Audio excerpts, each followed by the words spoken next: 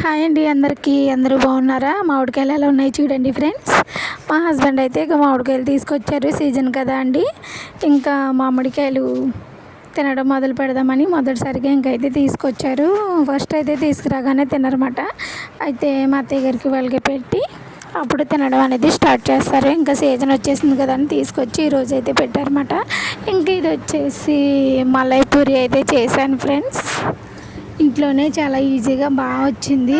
First time చేశాను, బాగుంది sweet. దీనికోసం నేను ఏం చేశానంటే ఫస్ట్గా ఒక కప్పు పంచదార అయితే తీసుకున్నాను ఫ్రెండ్స్. అలాగే కప్పున్నర అయితే వాటర్ అయితే తీసుకున్నాను. ఇదైతే పాకం వచ్చే పని ఏమి ఉండదు, జస్ట్ జిగురుగా అవ్వే వరకు మనం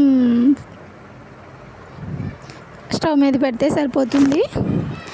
ఇంకా పాకం మరుగుతూ ఉంటుంది. 2 ఇలాచీ కూడా వేసి పక్కన పెట్టేశాను. ఇంకా తర్వాత పిండి కావాలి కదా, పిండి కోసం అయితే నేను మైదా పిండితో కూడా చేస్తారు. నేనైతే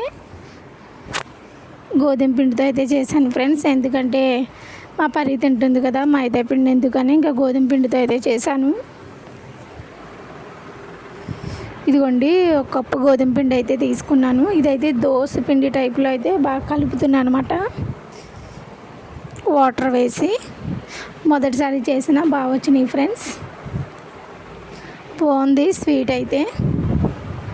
ఇదిగోండి, ఇంకా దోశపిండి వేసినట్టుగా అలా అయితే కలుపుతూ ఉన్నాను. చపాతీ పిండి ఉండలు లేకుండా కలుపుతున్నాను. వీడియో అయితే చివరి వరకు స్కిప్ చేయకుండా చూడండి. వీడియో నచ్చితే వీడియోకి లైక్ అనేది ఇవ్వటం మర్చిపోకండి ఫ్రెండ్స్. ఇదిగోండి, ఇలా ప్యాటర్న్ అనేది ఇలా వచ్చింది. ఇంకా మనం దోశ వేస్తే ఎలా వస్తుందో అలా అయితే కలిపి పక్కన పెట్టుకున్నాను.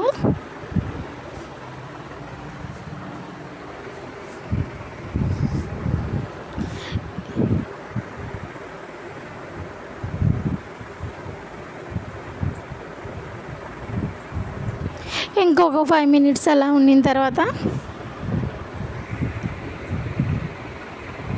ఒక 5 మినిట్స్ అయితే అలా నానబెట్టి పక్కన ఉంచేసాను. ఇప్పుడైతే ఇదిగోండి, పాకం కోసం రెడీ చేశాను కదా, ఇది కొంచెం జిగురు వచ్చే వరకు అయితే పంచదార పాకాన్ని రెడీ చేసుకున్నాను. ఇప్పుడు అసలు అయింది ఏంటి, కోవా కదా. కోవా కూడా నేను ఇంట్లోనే ప్రిపేర్ చేశాను.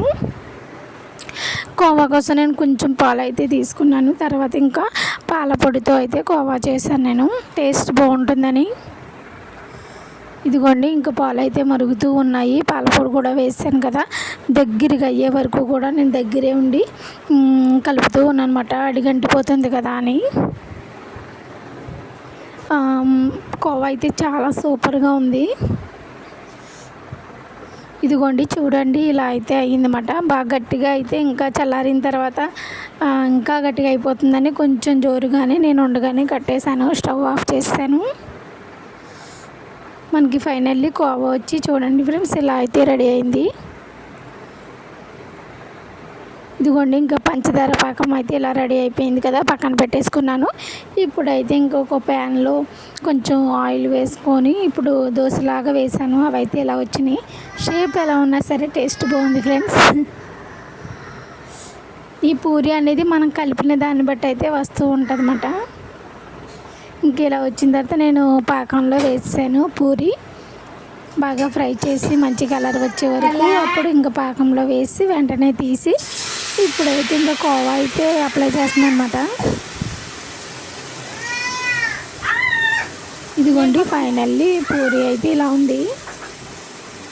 వీడియో అయితే చివరి వరకు చూడండి ఫ్రెండ్స్, ఓకేనా? లైక్ ఇవ్వండి.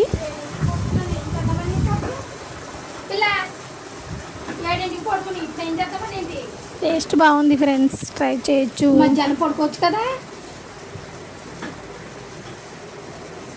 ఇంకా మొత్తం నేను చాలా తక్కువ క్వాంటిటీలో చేశాను, ఎందుకంటే ఫస్ట్ టైం చేస్తున్నాను కదా. ట్రై చేయొచ్చు, కుదిరితే మళ్ళీ చేద్దాం అన్నట్టుగా. చూడండి, కొన్ని అయితే చేశాను. ఇదిగోండి, ఇలా అయితే ఫోల్డ్ చేశాను. Thanks for watching. Bye friends.